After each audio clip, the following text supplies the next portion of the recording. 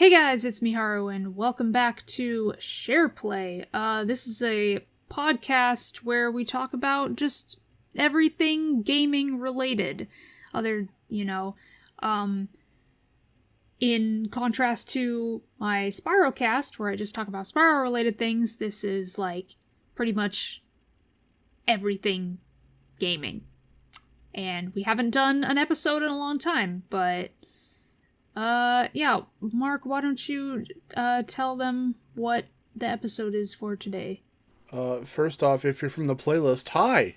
It's been a while. If you just came off the heels of the last one, it's been a while. Yeah. um, yeah,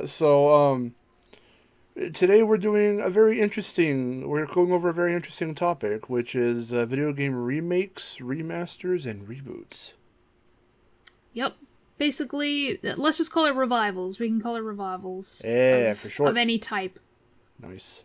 So the idea for this episode spawned, because of the Resident Evil 4 remake, which just came out, recently, like a couple weeks ago. Yeah. As of the time of this recording. So, yeah, and I figured we'd have a lot to talk about when it comes to remakes and the like. Yeah, it's a very interesting thing to look back on for the ones that have been out and to see which ones are still getting revived through these methods today. It's interesting. Mm-hmm. Do you have an order for which we're gonna go through the three things? Absolutely not. Awesome. I feel like we would start with remasters. Okay.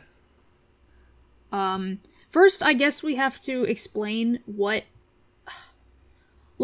these three things are, like the difference between them, because I feel like some people don't understand the difference between certain ones, and in my mind, this is what they are.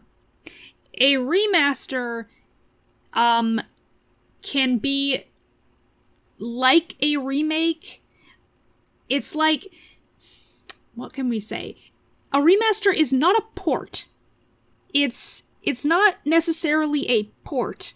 But it's when you take a game and, like, update the graphics. But it can also be, a remake in the sense that, like Insane or Reignited, that's like, what is it, a remake light, a remaster plus, something like that, where you remaster the entire game from the ground up. Yeah. So it can be either that, or you could just take the game and, like, update the graphics. It could be both of those things. Remasters also tend to make quality of life changes if the game itself isn't altered too much, but it maybe played a little weird for its time that it came out, which there are a couple we can probably cite for that throughout this video.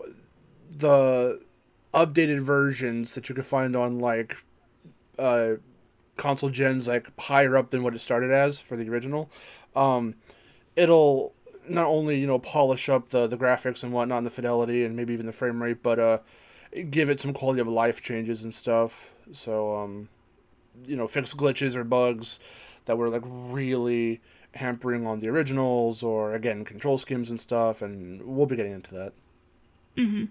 And then, remakes, usually when I think of that, it's when it's kind of like a remaster, but you change certain things, like, about the game, like, here and there.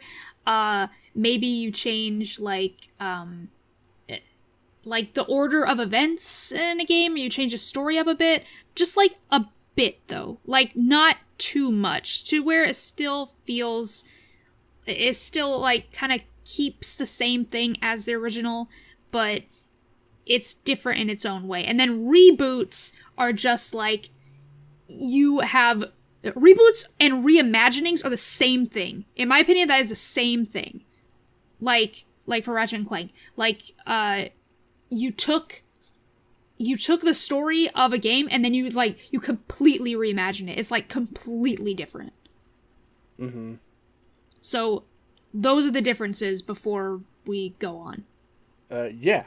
Okay, so let's start with remasters. Spyro, Crash, things like that. What do you have to say about that? Yeah, so I feel another part of this, especially this part right here, if we're just going to get this one out of the way, for talking about Crash and Spyro in an episode like this, it spawns from some of the streams that we've done on Crash and Spyro, where mainly we play Reignited a lot more than Insane these days, but it's just really funny because some things we talk about, some little conversations we have, tend to kind of spawn, or I should say, spin themselves off into like little videos on our channels.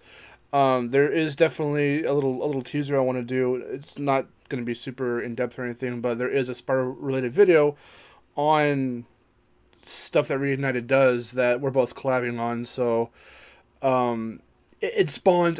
Point being, it all spawns from conversations we have that are just completely candid, completely by observations and muscle memory from the originals that we, these little things that we see from these remasters and stuff. And so with Crash and Spyro, Crash was a really like interesting case because it was kind of the trial run, like the beta test. Vicarious Visions, who had previously at that point done, rest in peace by the way, they're fucking Blizzard Albany now, which is really bizarre to hear them labeled as that. Vicarious Visions, the brand, the name no longer really exists anymore, but when they were Vicarious Visions, they, before Insane, did the GBA Crash games, they did, I'm sure they also, handled Crash, Purple and Spyro Orange, so they did the crossover, that as a kid I was hella hyped for. I didn't even care that it was a party game, and, they did Crash Nitro Kart, so they already, had their toes dipped fully into Crash at that point.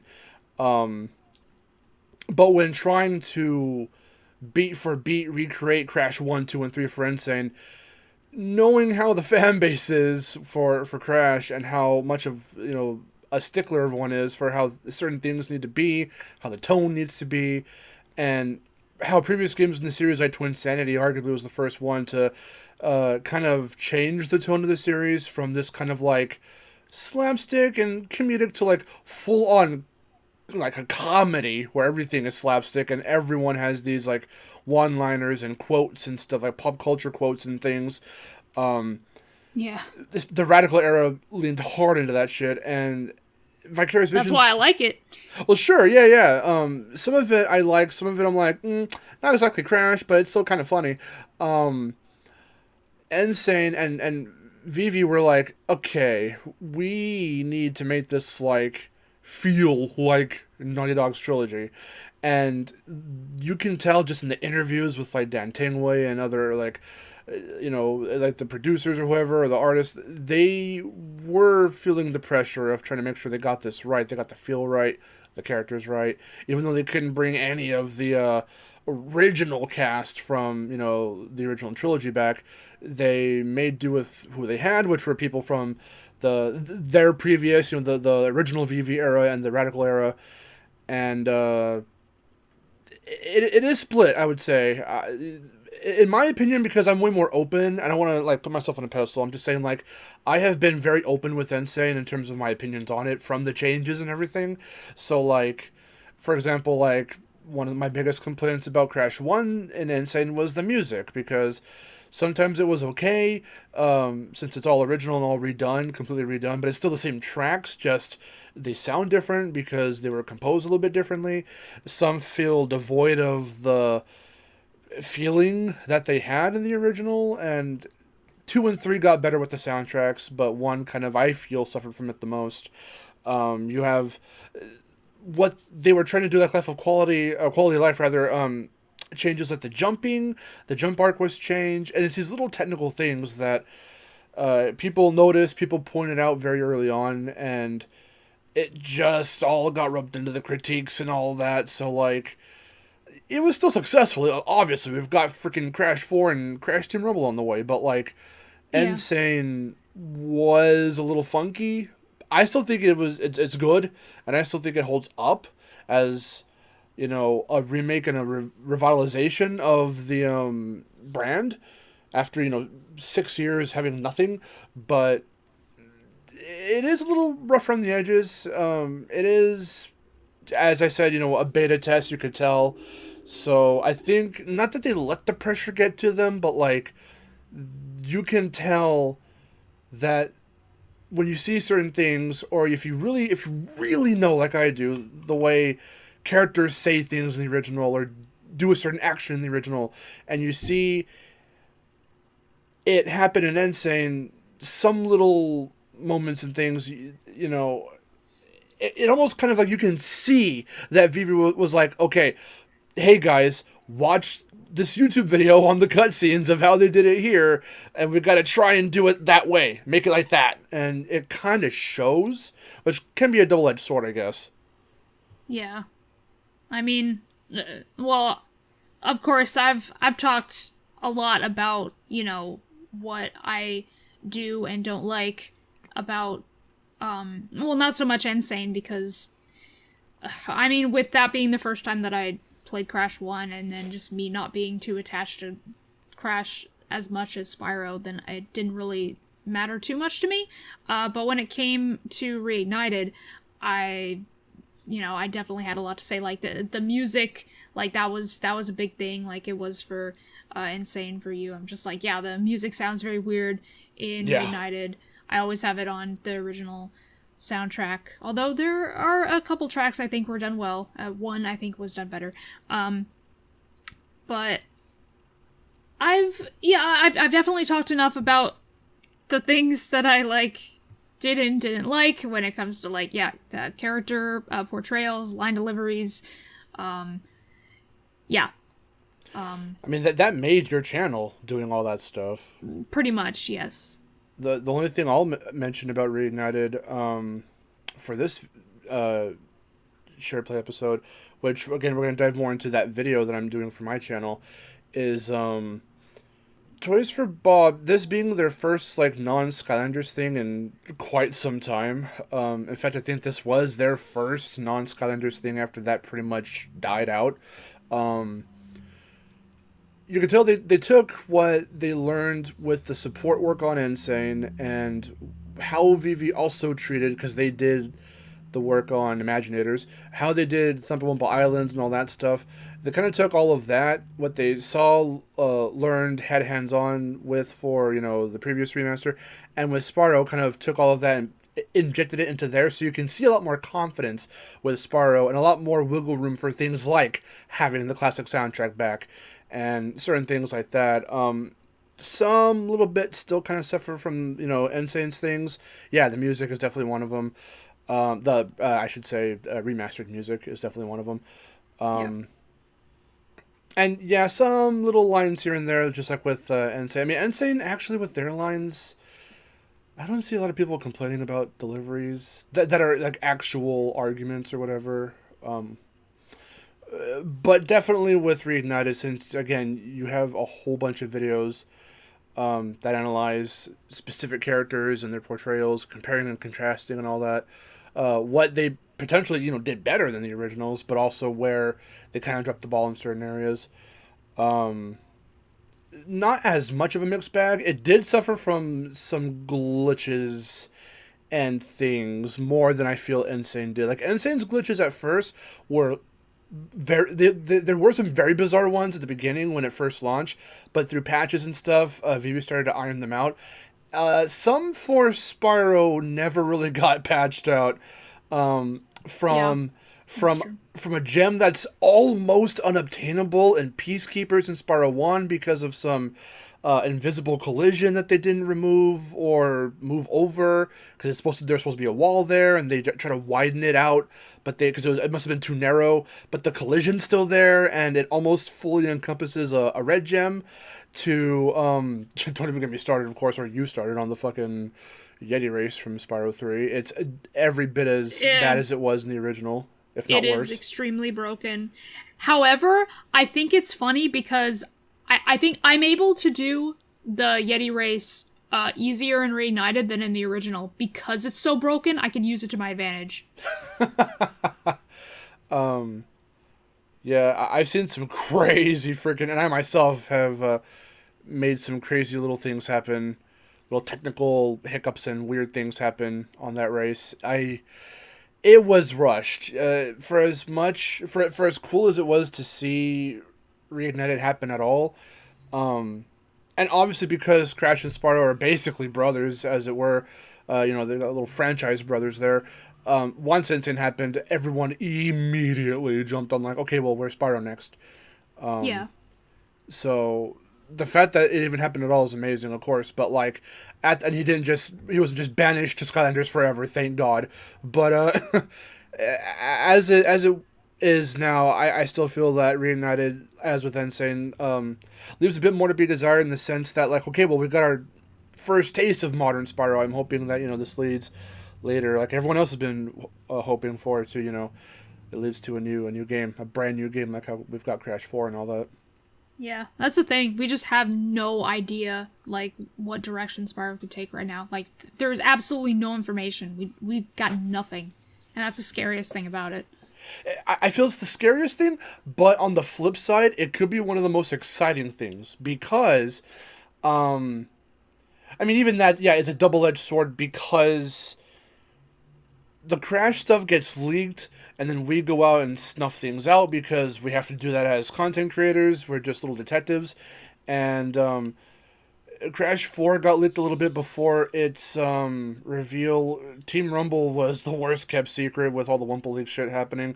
But with Spyro, we know nothing. And I mentioned this in the last Spyro video I made a couple months back, where I was essentially saying, yeah, so if we don't know anything about Spyro, then when it eventually gets shown off, like, hey, we'll be really excited, really surprised, like, whoa, shit, here he is.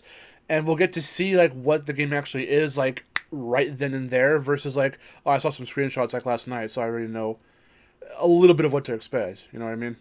Yeah. But a point being, though, with Reunited, before we stray too off topic, it was still really solid. It's still damn fun to play.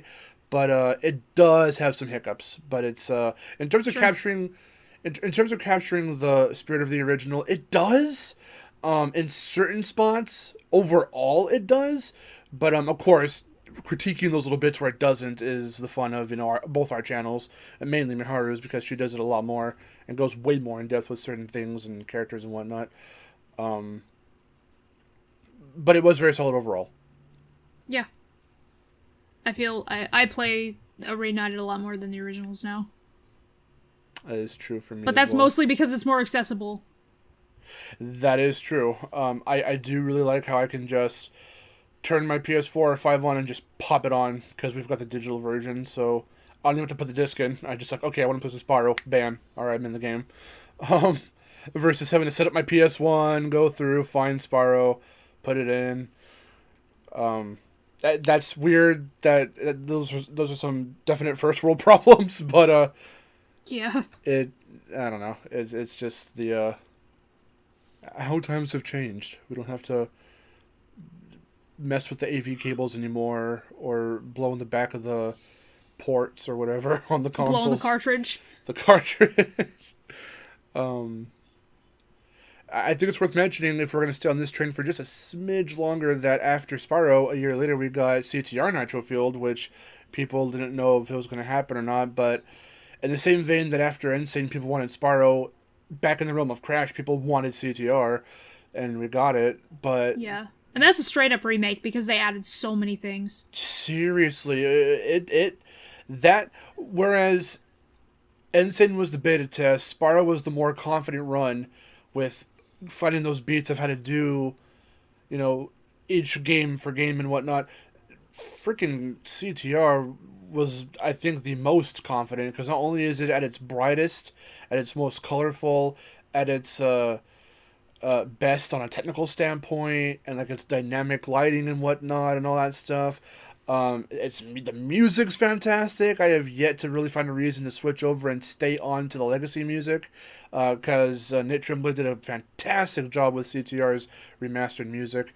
Um, but it surpassed our expectations, not just because of adding in this extra content with the Grand Prix, because like, oh, okay, well, sure, we'll get some extra characters and all that, but like, is that just where it's gonna, is that the extent of it? No, we got meme characters. We've got returning characters from games we never thought we'd see them come back from. Freaking Rillaroo, Yaya Panda, taking Crash history, whether it was technically right or wrong, but making a cool character out of that. Freaking Hasty, coming from Fasty, because even though that was a character that wasn't meant to be from the original CTR, it accidentally got roped into Charles and Billis' other work on his site, and it was technically a misunderstanding, but we got a cool character out of it. The fact that Beanox paid attention is the key part of that there, that they really did want it to be for fans, and they succeeded, I feel. Yeah. No, I love Nitro Field so much. I think that is probably for me, it's the greatest racing game of all time. Like, it's the best racing game I've ever played. Yeah. I love it. I would have to say the same. It just celebrates all things Crash, which is something that was never really done before. And, I mean, who can blame anybody here? Because apart from the fan base, or I should say, between the fan base being the fan base and being like, this is better, this is shit, this should never existed, that's not a Crash game, to the developers, hot potatoing the franchise off of one another, not really knowing what to do with it, in the sense that, okay, we want to please the fans, but we can't really reference too much of what came before, because that's the iffy zone, that's the gray area. Nah, Beanox said fuck that, just here's Mondo for Mutant, Coco, and Crunch with the envies on their heads, here's this and that, and Madame Amberly, and in the little Easter eggs, and it's Nina's, like, here's everything. Pretty much. Again, here's Rillaroo, here's the Iron Checkpoint crate, like memes and whatever. They just wanted to really encompass everything that Crash was and everything that came before the remasters and everything, and they did it. Yeah, and then awesome. Like arguably, Crash on the Run kept that going until for sure, until that was killed off. And Crash 4 has hints of it too, not as many, of course, but because it's its own self-contained thing, but it's got some nods, which is awesome. I'm glad we live in that era now, where fucking, even though the fans are still the fans, we can at least not be too, exclusive with any one game in the series. The only one I still haven't seen yet to get a shout out was Crash Boom Bang, and I'm like, yo, you could put like the Viscount in somewhere, the Viscount, yeah, or you could put like Coco's little cheerleader outfit in or something. Like, throw them a bone too. Like, come on, don't be like totally exclusive of that game. Once they do that, like, I'd be like, all right, they did it, it's done. Like, we got representation for every single Crash game now. Pretty much, because there's Mega Mix from the GBA games, or rather, Huge Adventure. Entrance, everything has been referenced at one point or another. Again, mainly all in Nitro Field, so that's just freaking insane. Yeah. All right, but anyway, moving on. Let's talk a bit about Medieval. Medieval. Because that was I never played the original Medieval, but it's fun. It got a remake that's more like a remaster plus, because I don't really think anything about it changed, did it? Like, what did they add? Did they add some stuff? In terms of completely new additions, none that I can think of off the top of my head. Bigger Medieval fans will be able to probably point some stuff out. I haven't beaten the remake yet. I am very close. And I also didn't beat the original either. And actually, my first experience with the original game was when I was a kid. I had the demo of it. And that's about all I had played until I'd finally gotten myself a copy of the original. So I got a little bit further. But that was only because we were playing the remake when it came out. And we were streaming it and stuff, and I think it came out around Halloween of, like, what, 2019? 2019, yeah. So, it's already a couple years old now. It does suck that, while I feel it was really good, because, again, those quality of life changes, you know, he feels better to control. The controls are fluid, and the animations are great, and everything, the art style is super detailed and stylistic and all that. I guess because it was a smidge more obscure than something like Crash or Spyro. I mean, you would think that Dan's inclusion in PS All Stars would have helped, but apparently, I guess it didn't, because that it was just a remake of the one game and of the first one, and it didn't, I guess, sell so hot, so they never really bothered to do the second one. Yeah. I would have loved to. I would have loved to see the second one. We need a remastered version of "I Can't Go On." I know. I mean, honestly, that would be funny. I do want to see that. Where's Sir Daniel Simpescu? Simp, exactly. The biggest simp. Everyone go watch my Medieval 2 video. It's still very funny. Sir Daniel Forta Simp. Forta Simp.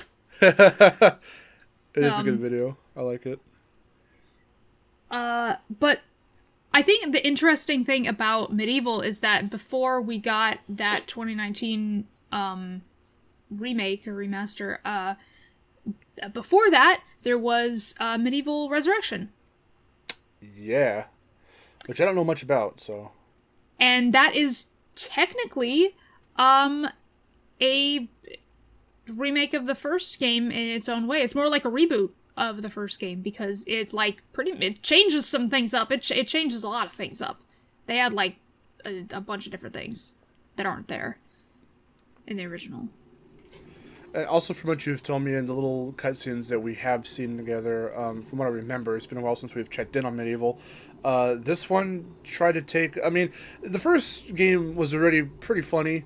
It took itself seriously enough to where it's like, okay, well, yes, bad guys being bad, hero goes and saves them and redeems himself as someone who's not a loser, because that's how everyone sees him, since he felt the first arrow. But it had this really nice Tim Burton-esque whimsy to it, and it was a little silly at times from the PS1 game. Resurrection, from what I remember, again, seeing it's been a while, is that it tries to be a little more sarcastic, meta, sort of self-aware. It's got that weird edge to it that the original just didn't have. Yeah. So what were your thoughts on all that? I mean, I never played it because I never had a PSP. Same. But you know, I watched the cutscenes and I think it's funny. I think that game is really funny. And I think I probably would have really enjoyed it. It just kind of has that kind of humor that I like. Also, I know people think the little guy, Al-Zalam or whatever his name is, the little genie dude that's like inside Dan's skull is like annoying or whatever. But like, I think like that's fine for me. It's like, hey, you know, that's okay to have a little partner following you around. I kind of like that. It makes me feel less alone in that world. What is going on? Is it Alexa? Yeah. Hi, Alexa. Can you shut up? Did he remind you of Daxter? No, not really. Daxter is way funnier. Okay. Well, I mean, the concept though, of like this little snarky. I mean, I guess, yeah, kinda. Is that why you accepted him and were like, okay, he's not so bad? Sure. Like, I mean, yeah, the concept of, like, somebody, like, you know, you having, like, a partner with you, like, I guess it's kind of like that. I think he said more, I think he talked more than Daxter. I can't really say for sure. I don't feel like Daxter talked a whole lot.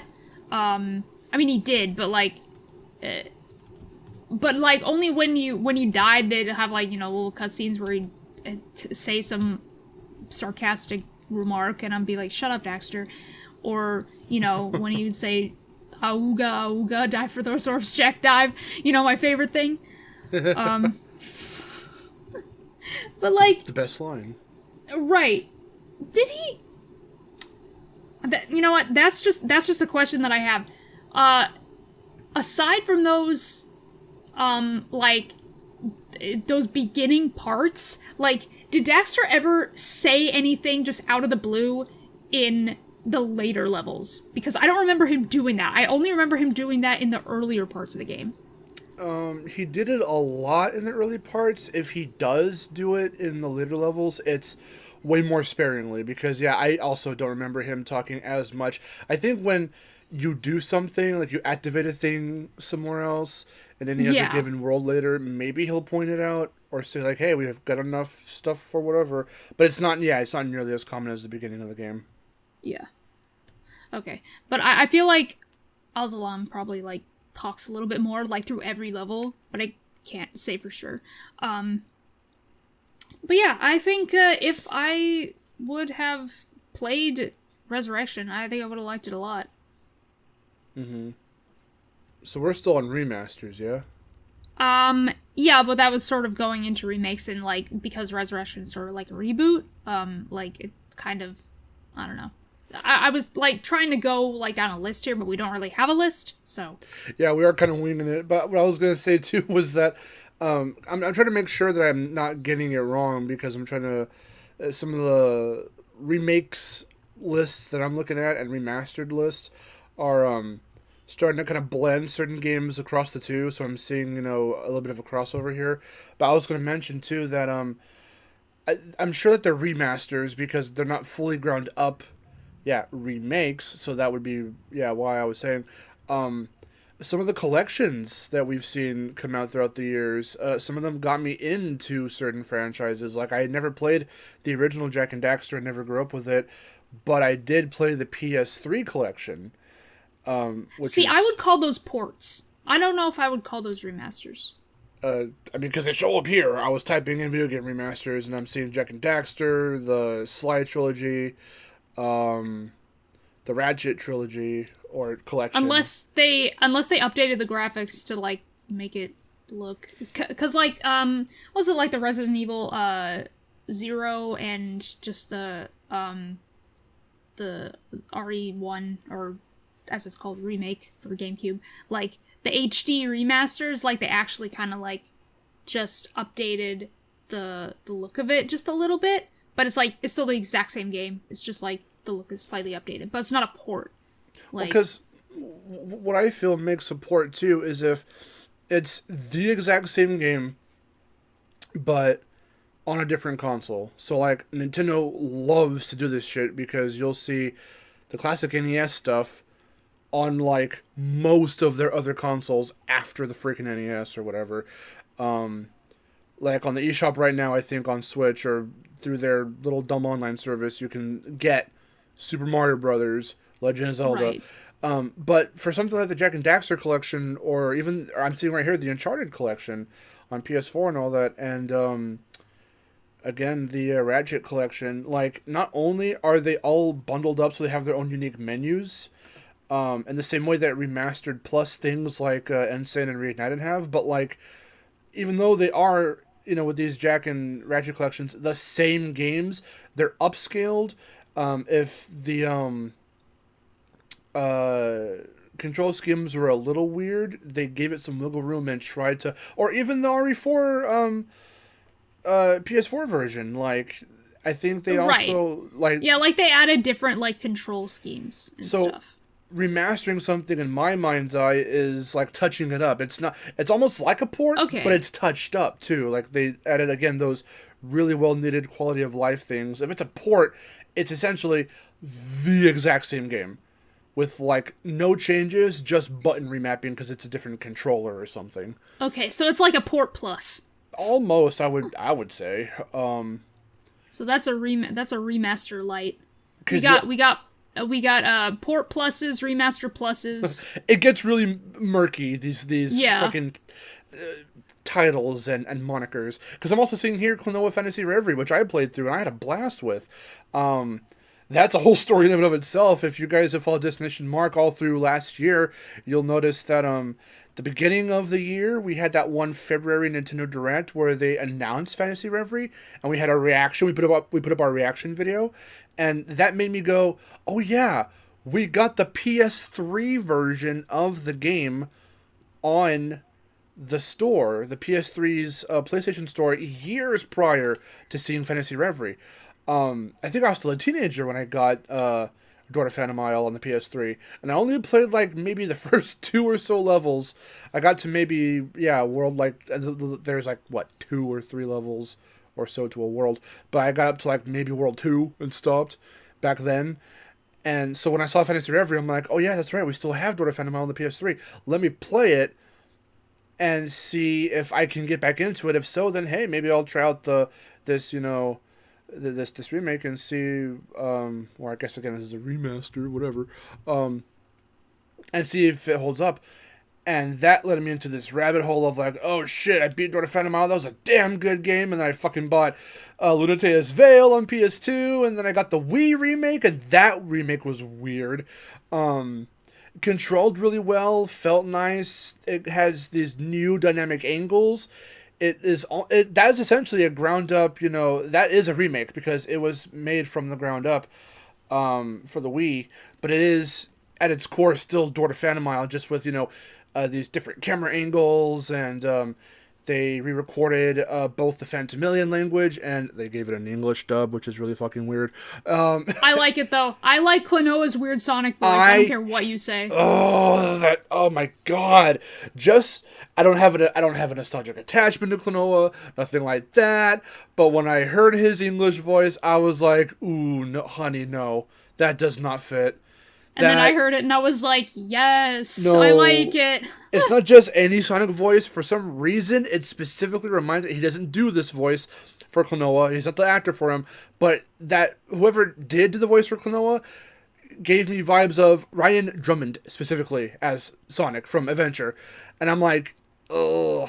I like that. If he had, if it was like Tails' voice for Klonoa, that would make a lot more sense, because that's kind of how the Japanese actress does his voice for the Phantomilian language in the original. Like that cutesy, high-pitched voice, like that's what you think of for a typical Japanese character like that. That's the exact voice I was hoping for the English dub, for an actress to voice him. Because the voice they got for Hupo was fine. That was almost very Tales-like in a way, and if they just... I mean, not that you would confuse the two voices, of course, don't get, like, the same actress to do both voices or whatever, make them, distinct from one another, but Tales, like what you think of Tales now when you hear Tales' voice. This is not from Adventure, because that was... But I know, he was a little kid, I'm sorry, whatever, but anyway, the actresses who have done Tales, like, more recently, that kind of voice is what I figured... That's like the quintessential, I think, English Klonoa voice for me. Whatever they did with him there is weird, but the remake itself was fine for the Wii remake. But then what they did for Fantasy Reverie is they essentially reskinned it. They with the more graphical advances we have now, they kind of slapped that over like the Wii remake. So for Klonoa, again, Door to Phantom Isle, in the Fantasy Reverie pack, it is essentially just... they didn't remake it again from the ground up. They just took the blueprints and the beats and the cutscenes and stuff and the angles and all the in-engine shit from the Wii remake and just kind of painted over it. Which does kind of, speaking again now of changes from the original, it is kind of weird in certain circumstances because while the controls are still better and the feel is still really good and everything's detailed, the one part that still made me go, they changed that and it's nowhere near as magical as the original, is this bit when you're in world, I think it's 6-1, when you're at the Moon Kingdom on Cress, and... there's this bit where you're doing these puzzles and stuff, and at one point you're in this tower, and there's a door where you can go outside. If you've played, you know what, anyone who's listening who's played Door to Phantom Isle, the original or the newer ones, you know what I'm about to say. You come outside, and there's this little outside portion, and you can run around the outside of the tower, which you have to do for certain bits, like to get to certain other entrances. And the music changes a little bit, but in the original, Mind you, it's all sprites and polygonal 3D models and whatnot, but they made this really magical feel where, like, it feels otherworldly, and the ground you're walking on has these weird textures on it, and it's almost like this stardust looking... like, it looks like stardust is flying off like particles with each step you take. You leave a little trail behind as you walk around, and in the Wii remake, and by extension Fantasy Reverie, they changed it to this really generic, like, balcony-looking thing, and it's got this railing on it, and it's all gray and, like, stone texture, and it's not magical at all, and the music still changes, but it's nowhere as fun as it was in the original game. It does stink a little. Everything else, though, that's about as much as they changed drastically I can really think of. There are other little changes I can think of, too, but they're not really worth mentioning right now. Everything else was pretty much kept the same as it was from the original PS1 Door to Phantom Isle. It's still fun, though. I really do wish you'd give Klonoa a chance. It's super... It's not as... I wouldn't say it's as frustrating as Crash, but... because it is kind of precise platforming. Well, yeah, you wouldn't say that. I know, so, like, it's hard for me to recommend how can I trust your opinion? Like, so, someone who's played Crash their entire life and just, like, knows it by heart, while I'm just like, fuck this, and I'm like, stupid, and I, like, throw my controller every time I play a Crash game. It's hard to recommend stuff to you. That's because you grew up playing, like, fucking arcade games, and you're just like, whoa, this is so hard, I can't wait to master it, and me, I'm just like, fuck this, and I'm just like, I throw my controller. Well, it's not like, I'm not like, fuck this too, but I just keep doing it because it's fun to me. It's not fun to me at all. If I get frustrated with something, I get a headache, and so I don't want to play anymore. Well, that's on a moment-to-moment basis for me. If that happens, yeah, I'll probably just rage quit for a minute. But, like, the next day I'm going to come back to it, like, because I want to get past it to see the rest of the game. I guess versus you, who's like, yeah, I could deal with not playing with this at all after this, and then just leave it and never really come back to it. I'm not saying that's bad, I'm just saying, like, okay, well, we're a little different on that front. It's just so fun, it's colorful, it's cute, like, I really wish you would play Klonoa. I should bring it over, we should stream it. No! Okay, we should play it on our own time, and I want to watch you play it. Ugh. No. Damn it. I don't want to buy it. I said I'll bring it over. No. I've got fucking all of them. You know I'll do it. I'll bring like all 5 of my copies. Yeah, I know. That's the problem. I'll bring my Japanese PS1. Don't. Anyway, let's move on to, like, remakes that are remakes. In the traditional sense. I guess we'll start with the RE4 remake. Because that's the newest one. I've been playing it a lot, and it's great. I love it. It's a fantastic game. It still only gets an 8 out of 10 for me because of some choices they made.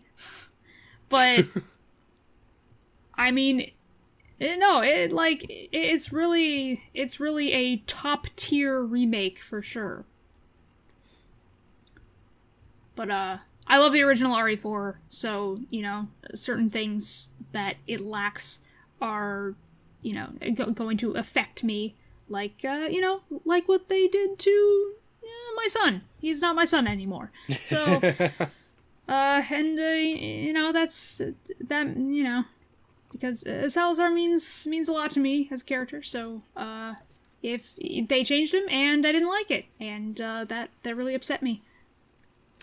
I think it's really interesting, going off of that, not really having played a whole lot of any Resident Evil game for that matter, let alone RE4, but just barely played a little bit of the original on PS2 for my Let's Play channel, Vid Games FTW. You chose, like, the worst version to play. I wanted to go authentic. Well, whatever.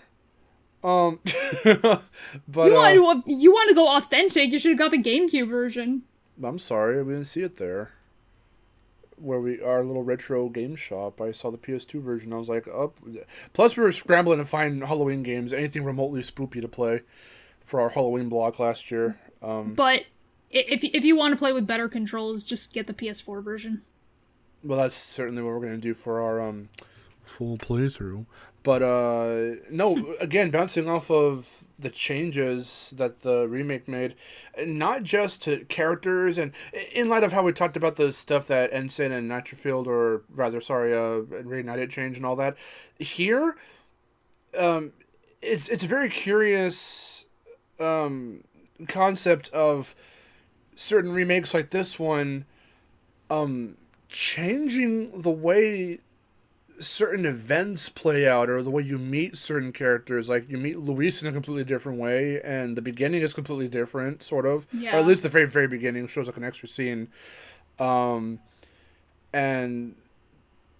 they change kind of, I don't want to really spoil Yeah, Leon it, doesn't but... just bust into some dude's house and start shooting. I don't want to spoil what happens with Luis near the end of the game, but even that's a little bit different too, right? Like, that is way different. Yeah. Way different. It is really interesting how certain, like everything was pretty much recreated in terms of the environments and how you traverse the game, so you're not going to feel, as a fan like you, who knows the original very well, you're not going to feel out of place with the remake, but seeing certain things kind of get tweaked here and there. The same kind of thing happens, if I can just go off on one of my own ones I wanted to mention, to Conquer Live and Reloaded did something similar, where most of it plays out the same, but then some bits were kind of changed. And actually, also on the topic of Rare, one of the pitches before they settled on what became Nuts and Bolts, I think, was going to be a because they were like, we want to make a Banjo game for Xbox, and one of the pitches was a remake of the original Banjo-Kazooie, but then in Rare's very fucking their affinity for breaking the fourth wall all the time, in that very fourth wall breaking way, in universe they were going to start slowly deviating off the story of the original in the remake, and they were going to actually be aware that, like, what they've been doing feels familiar, and then they were going to go off and the story was going to take a completely different turn, and that never really saw the light of day. So it's stuff like that where you start off by, I mean, even Ratchet Clank 2016 kind of does this to a degree as well. Like, the basic story up until the end, of course, is kind of taken from the first game, and certain planets and even the level design in those planets are kind of reminiscent of the first game. But they took the very basics of the first game and they're just like, all right, now let's fuck with that. Like, And they just change certain things. They'll cut certain... I forgot what planet it was, but there was one where you have to... It's that one... How do I even begin to describe it? I see it in my head. It's hard to describe. You might be able to understand which one it is by my description. But it starts... I think first off, the planet's like... It's almost Mars-like in how orange it is. And you start off by just like either taking the lift or like just completely jumping off to the part below after you land at the landing point, the starting point. Yeah. And then you just start like shooting dudes and shit. You have to take the turret and shoot the door down. You know what I'm talking about? Oh, yeah, I think you're talking about, like, what's it called? Like, Gaspar or something? It's something like that. Well, in the original game, the very, very first Ratchet, there's a bit you can go off to from on the left-hand side from the turret and the door on the right, but they completely, in the remake, or reboot, whatever you want to fucking call it, they just chopped that part off of the level design, and that's not a part in that game. That's the one, in the reboot, that's the one with the telepathopusses, right? I think so. If it is, then that's the one. Okay. With very annoying telepathopus brain scientist. Yes, I remember. Oh yeah. Yeah. That would be that area, which that was completely new. That wasn't in the fucking original. Yeah. And I really wish it wasn't there because Poketaru's way different too. Yeah. I mean, it's not the worst. Luckily, they didn't screw with Poketaru, like, as much as they could have, seeing as that's my favorite level. Mm-hmm. But, yeah, I mean, it doesn't feel quite the same. I mean, that is true. But it's not horrible. They could have done a lot worse. Yeah, I didn't really mean to deviate too far. Was there anything else you wanted to say about RE4 Remake?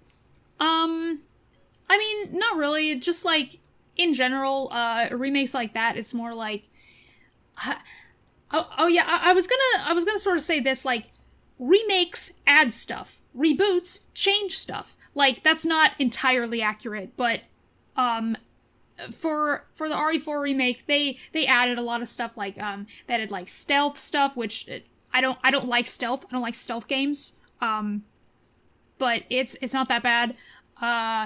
You know, new the systems like a trading system with the merchant, which I think is kind of stupid.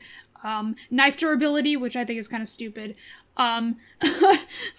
Added horror elements, which I think was a good choice. Added lore. And, of course, added lore. A ton of expanded lore, which I love. But, like, yeah, that's, I think most of the stuff they added was pretty good. Some of it didn't need to be there. But I think, yeah, they did a pretty good job with it. And, you know, you could change control styles to, fit what you know. Like, I have one that's, closest to how the original plays, at least closest to how the original plays on PS4. If there was one where it like if there was a control style that was similar to like the original controls, like shooting with X, that would be weird. Like I don't think I would like that. But yeah, they you know, you could choose between a bunch of different accessibility options. I love that. I love the accessibility. I always have that aim assist on. I don't like how the game judges you for the mode that you pick. It says for standard mode. Standard mode, it's like for people who haven't played RE4, the original. It's like, what are you talking about? It's standard mode. I've played RE4. Is standard mode for people who haven't played it? It's like, yeah, if you play the original, you should go for hardcore. It's like, what? It's like, no! It's a different game. It has different controls. It's like, no! That's not how that works. It's like, well, what are you talking about? It's like, yeah, if you play the original, you should automatically go on hardcore because you know how it works. It's like, no, I feel like that's there to trick you because we don't know how it works because it's a different game. It plays differently. And then on assisted, it's like, for those unfamiliar with action games in general, and I'm just like, fuck you, game. If you're a little fucking wimpy baby poopy pants and this is your first video game, play and here. I just put it on assisted. I just put it on assisted anyway because I'm just like, whatever. Like, I don't care. I just want the game to be easy. Like, give me a break. Jeez. I know. It's like, it's a modern game. I have trouble with modern games and like the way they play. Especially games like this, like horror games where they throw a bunch of enemies at you. I'm like, I don't want to do that. Like, come on. Which is funny because I think I don't know on whose side necessarily, but I was just thinking about this in my mind as you were saying it. How, like, someone is contradictory somewhere, whether it's the developers and their mindsets towards new players or filling out players who might not know certain games or whatever, versus the fans that are like, yeah, whatever. That's kind of a fucking thing I mentioned about tutorials. Again, going back to Crash for like 2 seconds, I made a video about that on Destination Mark. I called it the problem, quote-unquote, with modern Crash, where they kind of didn't really... And it's just a critique. It's nothing I have an actual issue with for the new games we've been getting since 2017 overall. And no one knew what you were talking about. Well, not that they didn't know, they were just like, bro, what? Why are you complaining about the tutorials? And it's like, what? All I'm saying is that if you're a fucking smart individual and you're intelligent and can so now I can't words good. You're an intellectual. Yeah, if you can fucking have like a functioning train of thought, then you should be able to figure shit out on your own, and games should be able to. Fucking, that's not even my idea to make a video like the fucking Egoraptor did that. That's goddamn Mega Man X. That's sequelitis. Fucking assuming that players aren't stupid And you could just learn a game and they don't have to tell you. You just press buttons and you figure out what shit does. Which the original Crash games, the Naughty Dog developed games, did superbly. They never put prompts in front of your face to be like, X is jump, square spin. But Insane does that. And Crash 4 does that. Crash 4, in that video, just, again, not going to go too long on it, but essentially, they give you prompts for the easier things that you can just figure out on your own. My point for adding Crash 4 to that video was if there was anything that they should, if that was what they were going to do, was give you these prompts, which they shouldn't, but if they had to give you prompts on anything, it should have been the more technical moves that you could pull off or physics you could manipulate that do help you make platforming bits and things a little bit easier, and the game never tells you you can do certain things, like your hang time when you slide off a thing, or sliding off TNT crates, the first game in the fucking series you could ever do that in. And Insane just give you hints on the loading screens, just the easiest shit, like, don't spin TNT, but that's whatever. I mean, because remakes and remasters and stuff do that. And modern games in general do that, which is the point that I was trying to make, is that games nowadays just give you all these pop-ups or the dreaded controller screen where it's like, here's the diagram of your controller, here's what all the buttons do. And it's like, oh, alright. Yeah. I'm not going to remember that shit, but thanks for putting that in my face, I guess. It's like I have to take time to look at it and go like, okay, what does it do? And then like you change the control scheme and you're just like, all right, now what's the difference between this one and that one? And you have to like actually look at the diagram. But even how you were saying earlier too with RE4's control schemes and stuff, and having one that's vaguely like the original, not exactly like the original. Now's a good time to bring up one of the ones I played. Again, didn't fully beat, but I didn't even fully beat the original either. I just haven't really gotten back to it. But Shadow of the Colossus is a really fun game, and the original was groundbreaking and it was awesome. But the remake or the remaster, whatever, actually it's a remake, because I'm reading it right here, was really cool, and it didn't change a whole lot of the fundamentals of how the game worked or anything like that. In fact, most of it looked the exact same. It's just, lighting is better, the graphics, and again, just that fidelity and all that is just way up because, tech is better. But it does, one of the, quality of life things it does do is give you, I want to say by default, a more modern control scheme, because in the original, jump is triangle. What? And the other actions are mapped to other buttons. They're like, okay, this is a control scheme. All right, somebody program this, and that was all you had in the original was this jank ass weird control scheme. But that's about as, I wouldn't even say like negative. Others probably would with barely a bat of an eye, but like I wouldn't say it's a negative point. I mean, it's unique for sure, but it's the only thing I would say that you would have to get used to in a game like that. Everything else, I've got nothing but positive things to say about the original Shadow of the Colossus. But in the remake, they give you a more modern control scheme, axis jump, and all that stuff. But they do have an option for the exact control scheme of the original if you can't get that out of your mind and can only play Shadow of the Colossus, no matter what version it is, with those controls in mind. Which even harkens again back to Spyro for 2 seconds with me, where, I'm sorry, if it's a Spyro game, that is the originals, even if it's not the actual original games, if it's, reignited or whatever, I have to play it with the D-pad. I cannot control Spyro with the analog stick. I can't use the right stick to move the camera. It has to be L2 and R2 for me.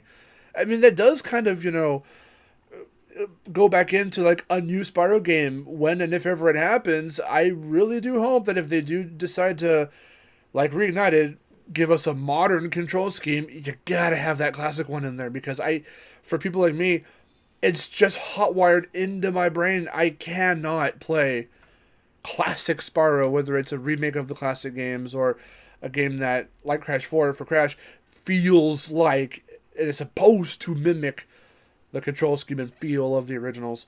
It's got to be the original control scheme for me. It's going to be very foreign and very weird. I mean, the fucking modern control scheme for Reignited is very foreign and weird for someone like me who grew up with, who's older than Spyro, the franchise.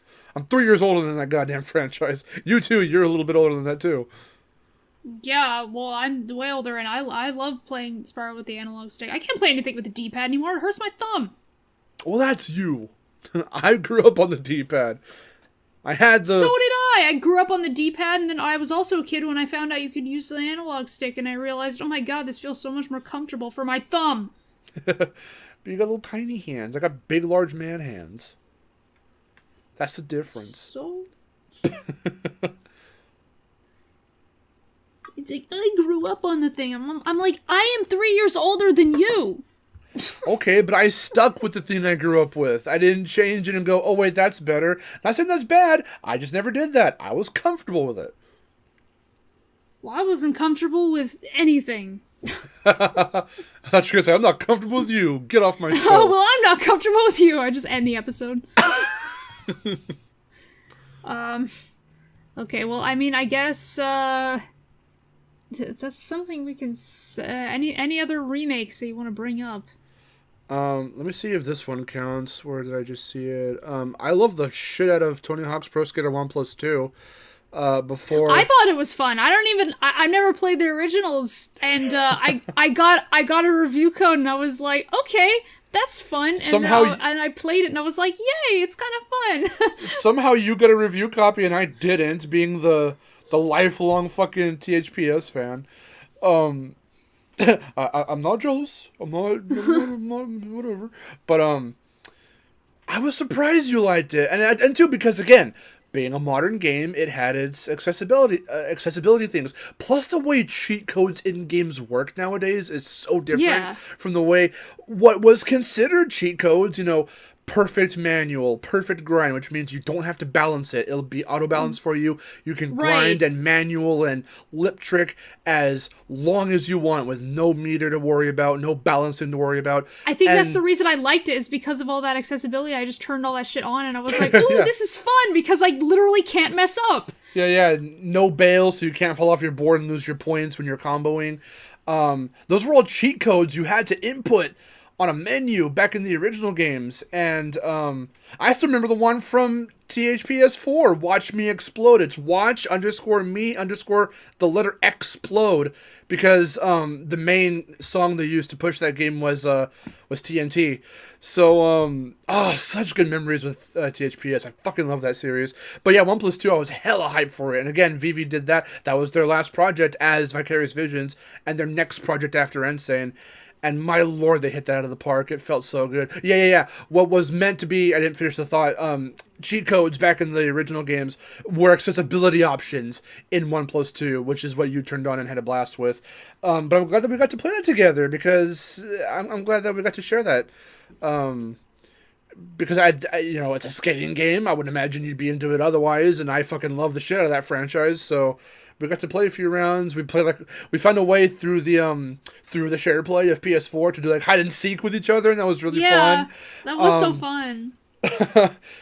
But yeah, no, they knocked the feel out of the park. I like the tone of everything, and they added their own little bits, like when you do bail off your board, you glitch yourself back up. This game has a weird glitchy aesthetic to it. When you're doing the arcade single player shit, and you're doing collect the skate letters, get the secret tape, all of those objects are big and they wobble up and down and they're video gamey and they rotate, and they have this glitchy aesthetic to them. They reinvented it, and it's so cool. It's just a shame that when they got merged into Blizzard and became Blizzard Albany, they were working on a 3+4. They were going to do 3 and 4, and I really wanted to see that. It's a shame. It's a damn shame. But 1+2 was really solid, and I enjoyed it. I'm also seeing here, might as well throw it in real quick because why the hell not? I do have Super Mario 64 DS. I wouldn't recommend it. It's pretty bad. I don't really think highly of the original 64 to begin with. I know it's controversial, but 64 DS is pretty shit. Like, straight up. I'm not even going to fucking sugarcoat it. It's not good at all. Holy shit. Oh my god. So, like, of course, they do try to, like, add Wario and Yoshi for some reason as playable characters, and Luigi, because of all the fucking hell is real things from the original game. Huh. But, the control scheme was pretty shit. I remember one method on the DS that they made you do for this fucking 3D platformer video game was to control your character, you had to to control your character. I just need to make sure that's in everyone's head who's never played this. You need to, with the stylus, point and hold on a certain spot on the screen to move your character. Because the D-pad was mapped to other shit or something, and there was, it's not the 3DS XL Alpha Omega, so it doesn't have the little trackpad, which acts as an analog stick.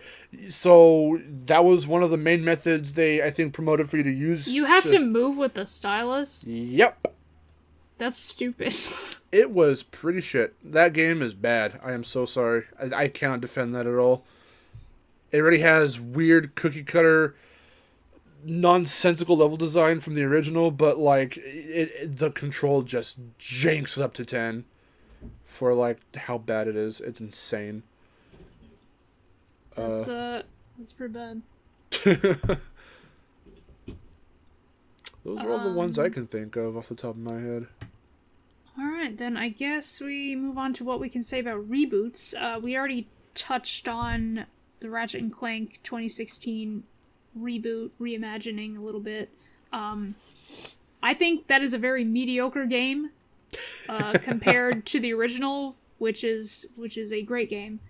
That's mostly like due to the story changes. The controls aren't bad. Like I don't care. Like the way it looks is fine.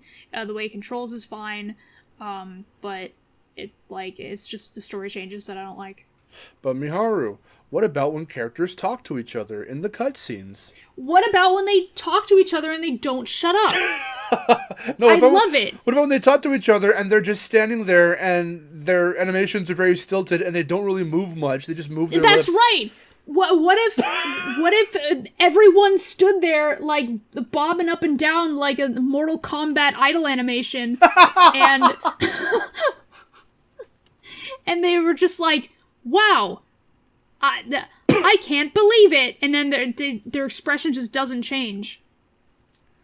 And then Skid says something funny like, "I don't know, dude." It's like, "Wow, hoverboard, dude. One of your hoverboards? That's great." And he's just not smiling at all. He's just staring. He's not smiling at all.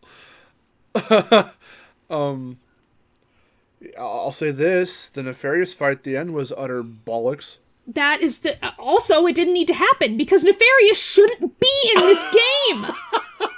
There it is. I was waiting for it. This was God. This was the first for a lot of stuff. Indeed, it was the first. Well, I wouldn't even say the first, but like, it definitely was one of the prominent games that solidified. Hey, Nefarious is pretty much here to stay. I know we've got other unique villains that they've fought in the past, but like, this is the fan favorite, so you expect to see him more in future installments. And also, this was one of the ones that also solidified. So I shouldn't really say first to do these things, but solidified it for a fact that yeah, the characters are starting to get kind of Flanderized at this point. I know people are saying it's like playing a Pixar game or movie, but like, the personalities, again, even it being a reimagining of the first game, like the first game, we've had our talks about it in streams past, but you know, Clank was kind of naive, but he had this edge to him where he got the ladies. He used to flirt with robot chicks. And he was super funny. Clank is super funny in the original games, and like that's just not present at all in like any of the new Ratchet and Clank games. Like his humor is completely gone.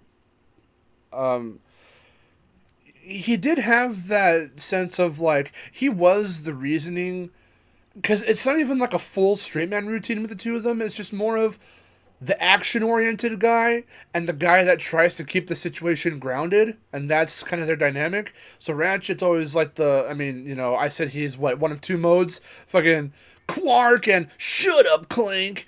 That is, one of two moods in the original. Mikey Kelly's fucking Ratchet, and so that's the two of them, and Ratchet was trying to kind of be a little bit of a ladies' man and failing at it, and even when having a microphone shoved in his face and being like, hey, promote this thing, and he's like, and then Clank's all like, yo, dudes, check this thing out, and he's all hip and cool with the kids, and you wouldn't expect that from this little monotone robot. It's funny. But it gives him personality. It's like, if we saw more of Clank doing that, it would have been really funny. And it can always just come out of nowhere, and you would never really be able to predict when it was going to happen. Like him just being hip and cool all of a sudden, and understanding like the modern lingo that the kids use and whatever. But that's like the modern lingo is like what made it funny back then, because it was like cringe, but it was like funny. Now when they do it's just like. Yeah. It's like, it's just stupid. It's like, hashtag Gadgetron or whatever the fuck. Yeah, no, because it's the most simple, basic shit, like, yo, dudes. Like, anyone can say that, and it's not even considered modern. It's just silly little lingo.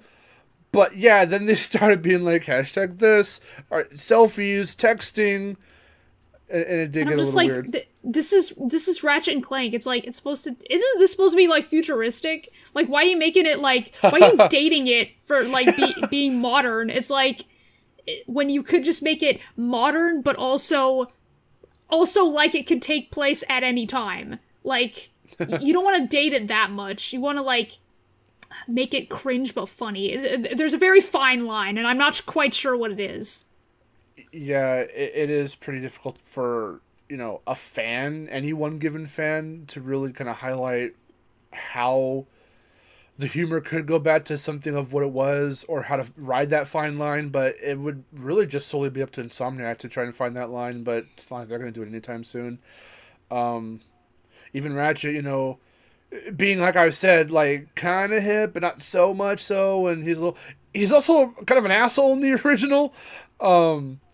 Yeah. And they really quickly, especially because they felt Spyro even from the original game was a little bit of a dick, just because they were trying to find some kind of way find some kind of way to like balance it all out, where he's not even like a prick, but like more of, I have no time for old people, but I'm cool and young and hip, and how does he say it? How does Kyle say it?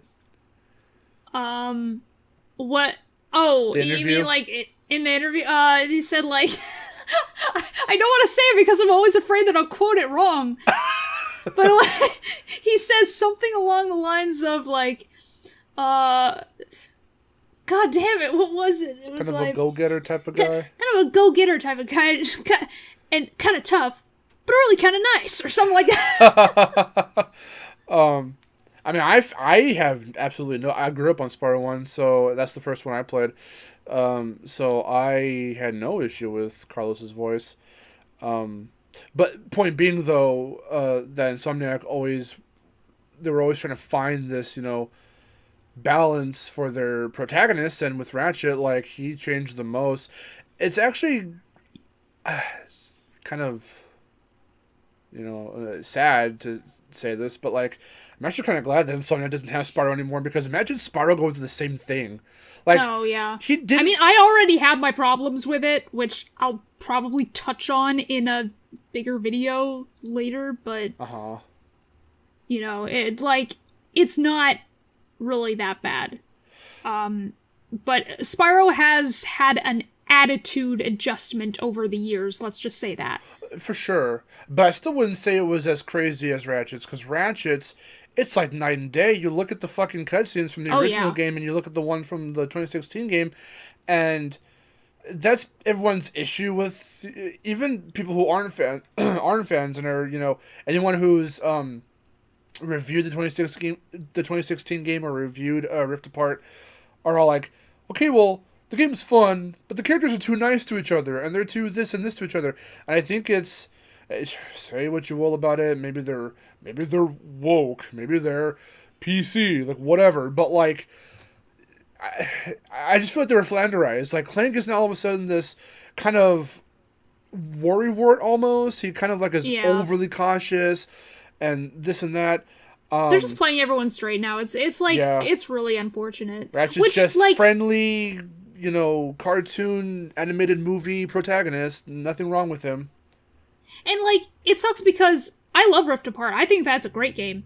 But it's just like, the way that the characters have changed over the years, like, does sort of bother me. I think the last game in which, like, I mean, I'm gonna say this because I like the game. Apparently, like, it had its issues, but I think everyone can probably agree, most people could probably agree, I think the last Ratchet & Clank game that was, like, really, really up there was A Crack in Time.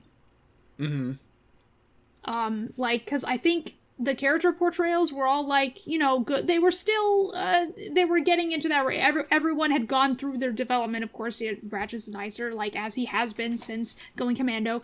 But, and then Clank is still the smart one. They played him straight like that. And, it's like, it was still getting up there, but, like, I think that was the last, like, really, really good one where, before it started to, like, tank until Rift Apart came around and almost turned things around.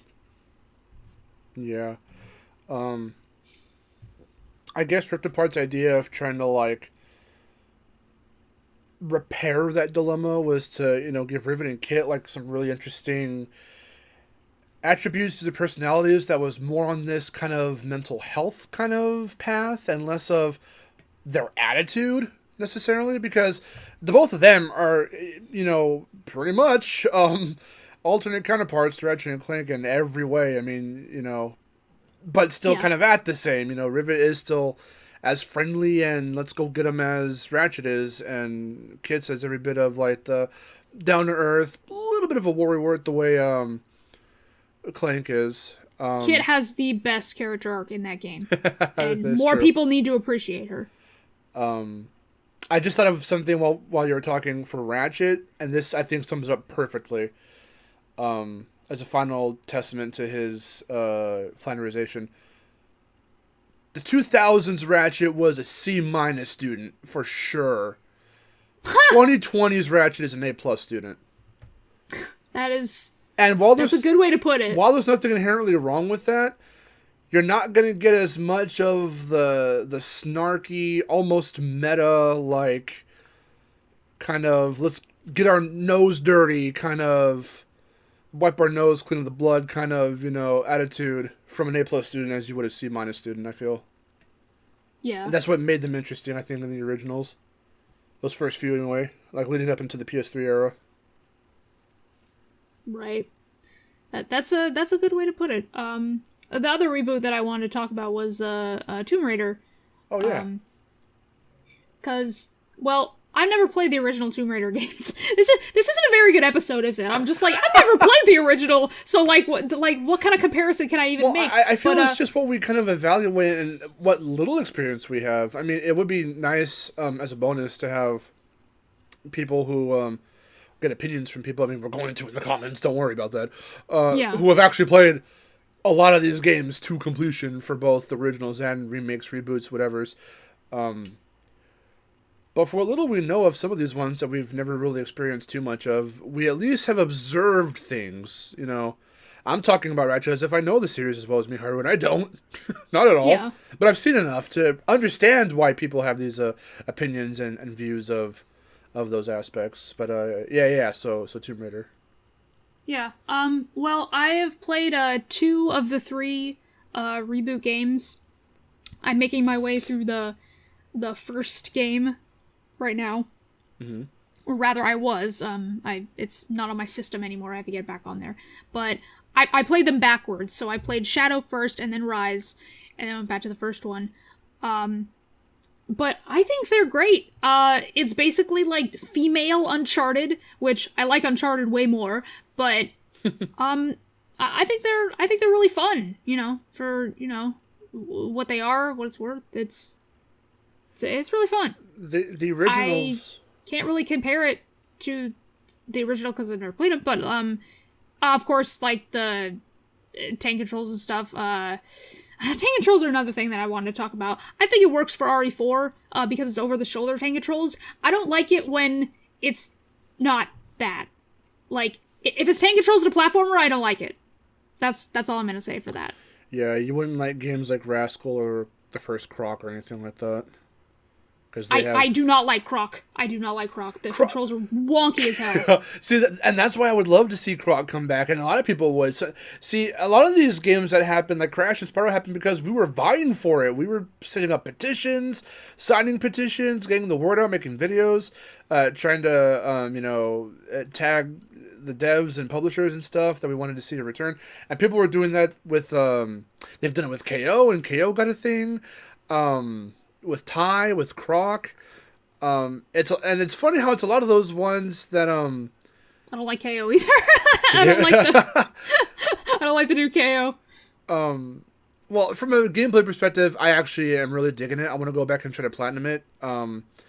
But in terms of the personality, since I don't really know KO that much, I know it started off as... I feel the KO 2022 game is like the Rayman 3 of like the KO series, because the original KO games, I want to say from what I've seen, again, never played them, are that more lighthearted, straightforward experience. And even though...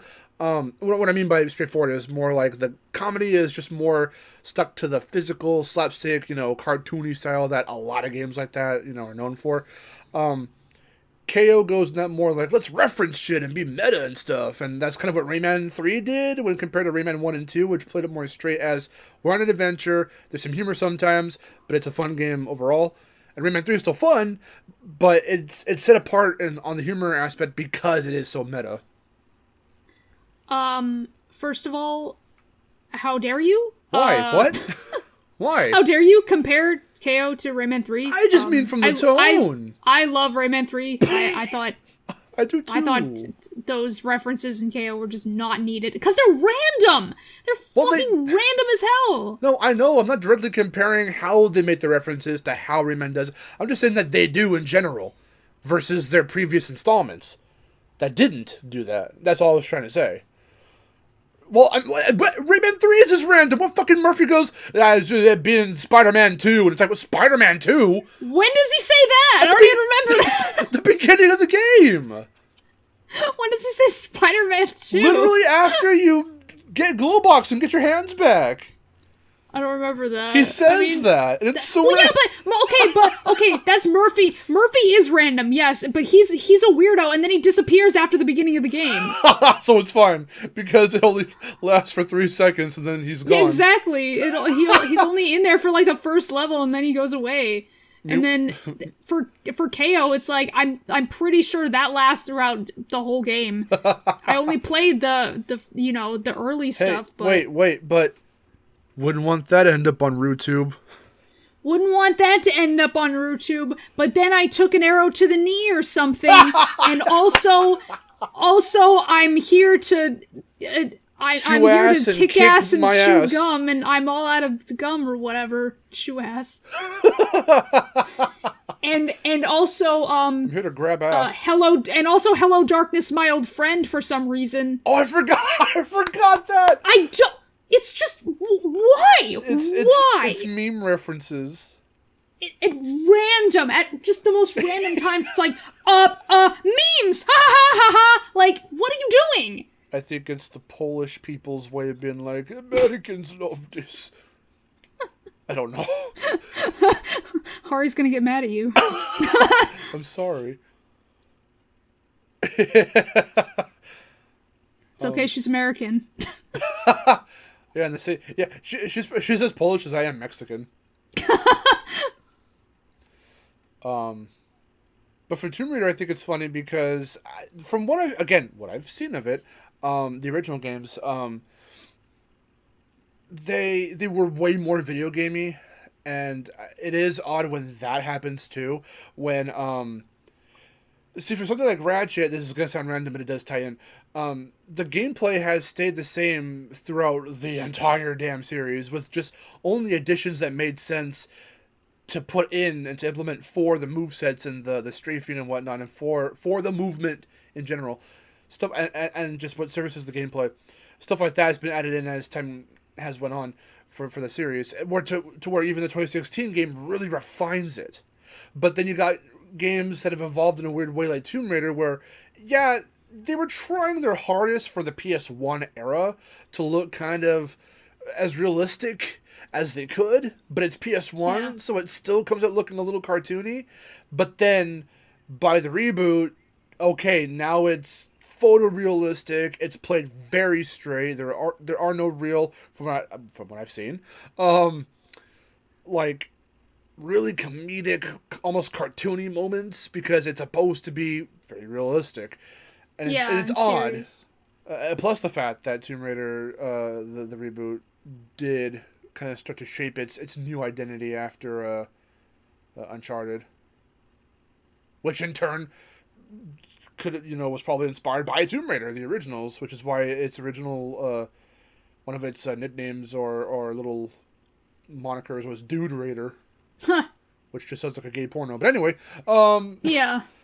one other one I want to mention real quick, and I'll just not talk about it for too long.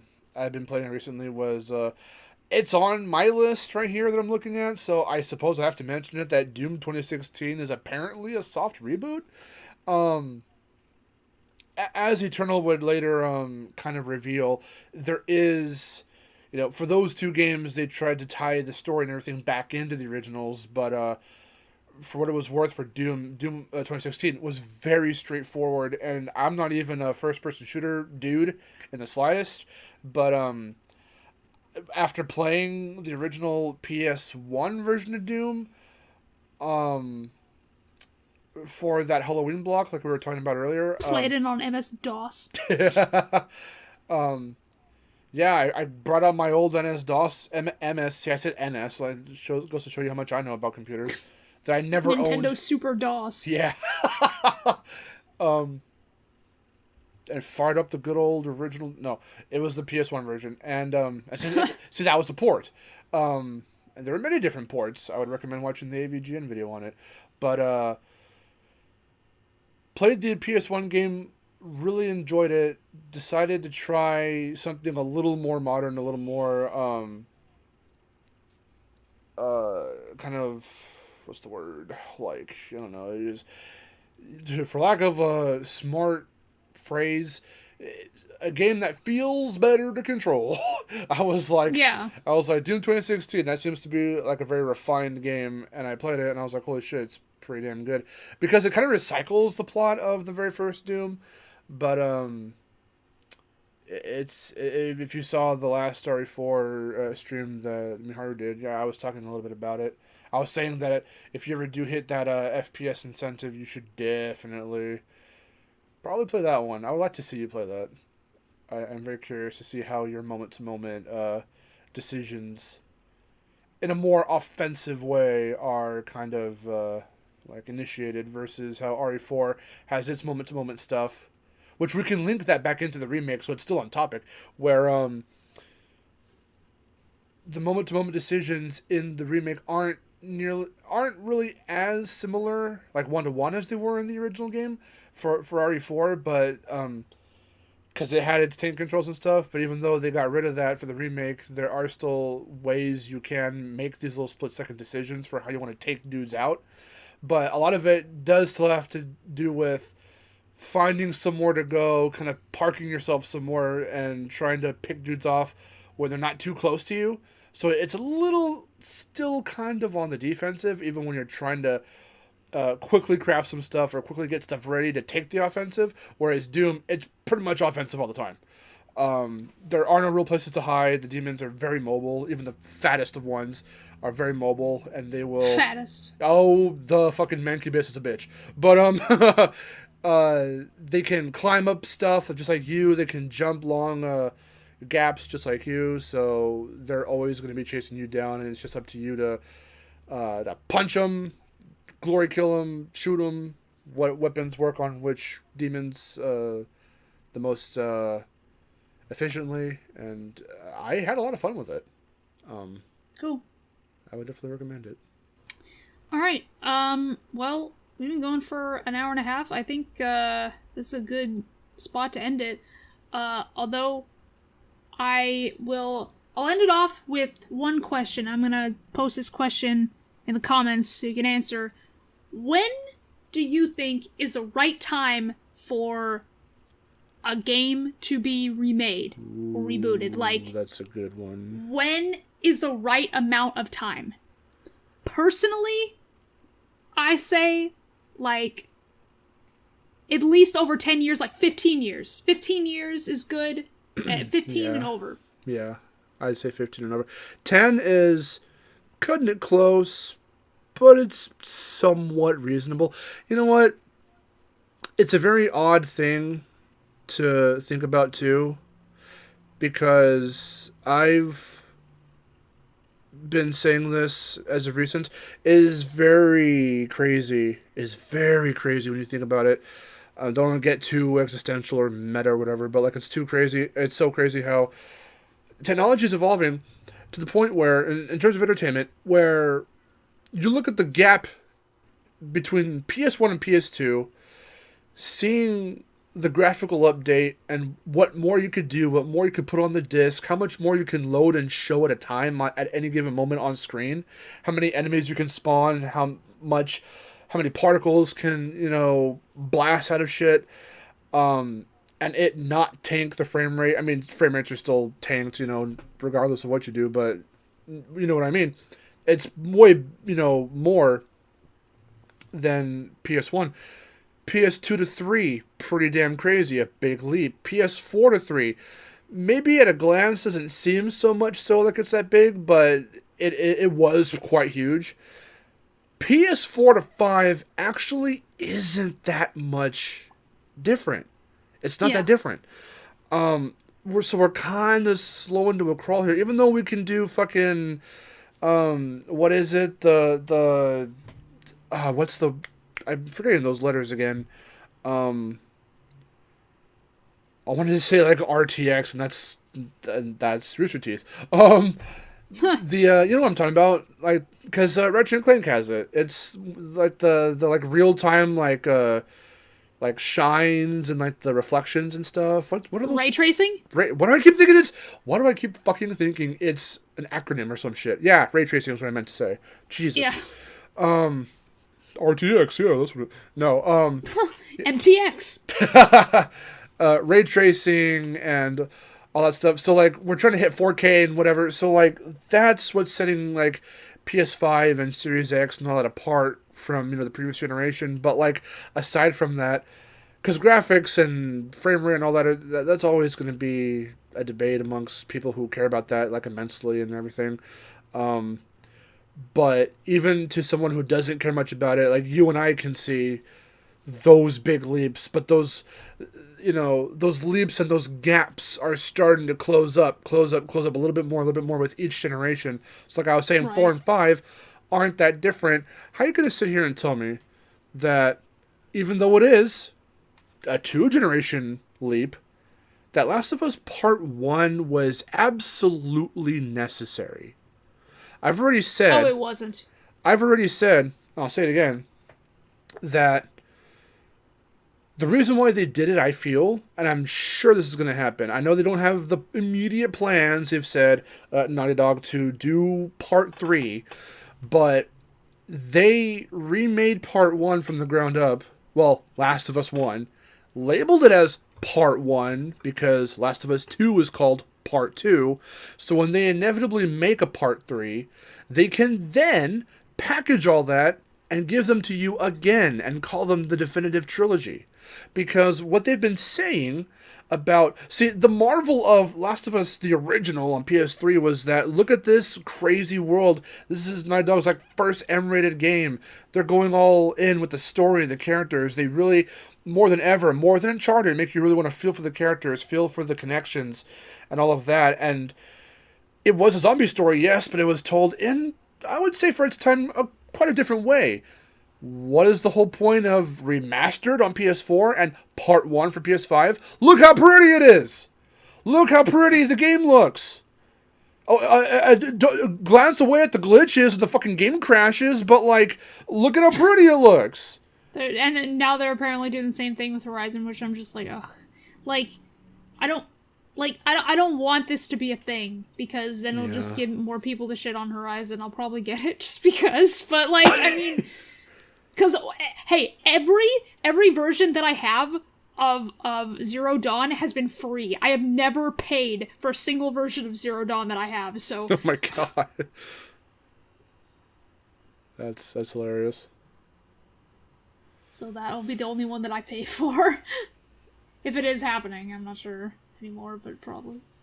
The prospect of remaking and remastering and rebooting stuff is getting so crazy that, I mean, we've already established in entertainment that we're becoming very, very much, we're running out of ideas for original shit, so we're just remaking. Also, we're all nostalgia whores. Exactly that. I mean, that is true. Nostalgia sells.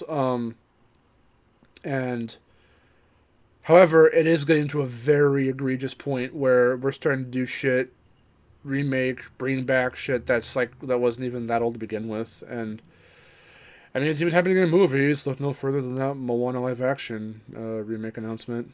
Yep. It's just becoming really, it's overstaying its welcome, I feel, with how it should be handled. Not the fact that it's still happening at all, because, I mean, again, we even have other stuff we didn't mention, like Destroy All Humans, or freaking the Demon Souls remake or whatever, and, you know, Metroid Prime Remastered just came out for Switch, and people are getting back into Metroid Prime again, while we're waiting 3 decades for 4, for anything for 4. Beyond that teaser, little, I can't call it a trailer, it's a fucking, it's a little animated snippet of clouds or whatever, space with the logo in it, but, I still think that there is room for games to continue to be remade, brought back, rebooted, whatever. Just pace it. No one, things aren't being paced anymore, and we're starting again. We're starting to lean into shit that's not even 10 plus years old. We're starting to remaster shit that just came out a few years ago, and it's weird. I don't know how to feel about it. Yeah, we're starting to remaster stuff that's like 5 years old. That's like I said, with how much the generations are, you know, are evolving, but we're kind of, our pace is starting to slow down with how much it's actually being upgraded from gen to gen, and how much tighter the gap is closing, to where, not to say, oh, it all looks the same, it's just that how much more can you do with it to make shit look, I mean, sure, I remember my friend Chase used to show me, you know, a couple of years ago, used to show me videos from conventions, not for games, but for, like, stuff for computers, and the shit that computers can render at their absolute best is fucking nuts. It's as if you're actually looking at videos, live action videos. The blur, the motion blur, the fucking just all those little technical terms with the shading, the lighting, the specular, blah, blah, the this, the ray tracing. It is nuts. It actually looks very insane. But consoles aren't that powerful. And not just that, even when they do become powerful, like, it's just, I don't know, the fidelity is really weird. And watching it upgrade and update and stuff per generation is just very odd. I still think that the novelty of seeing, you know, old school stuff, with whether it's pixels or polygons, I still think that, you know, there's something worth looking at with those and appreciating about those, that even, you know, because remakes can enhance the experience, but, like, it can never be that experience again, necessarily. It can try. It's what I call the circle analogy. I've talked about that in one of my videos before, regarding, like, Insane and Reignited. Like, you can get very close, but you're never going to get one-to-one. I don't want that to sound like I'm trying to end off on a depressing note. I'm just saying, like, be careful with how you reboot stuff and what you choose to bring back, and how you choose to bring it back. Yep. I guess, I mean, that's a great way to end off, I guess. I couldn't have said it any better. So, I talk like I'm a game developer. I'm so totally 1000% not. I would like to be. Yeah. Well, I know, but, like, because you would like to be, you still, like, you know all the technical stuff. And I love video games. What can I say? Yeah, you love video games. I am a person who plays video games. So, you're a gamer. I'm a person who likes games. I like studying games. Here, let's leave it off on this note. I'm looking at Wikipedia, and it's saying under video game reboots, New Super Mario Brothers is considered one. Go. Is New Super Mario Brothers a reboot or not? Talk about that in the comments and nothing but that. Talk about that in the comments, yeah. Argue about that. Anyway, so that's going to do it for this episode of SharePlay. Thank you all so much for listening and watching, since we're going to have little things on the screen for entertainment. As always, if you are new, don't forget to subscribe for more casual gaming content. And I will see you next time. Until then, this is Miharu, signing off.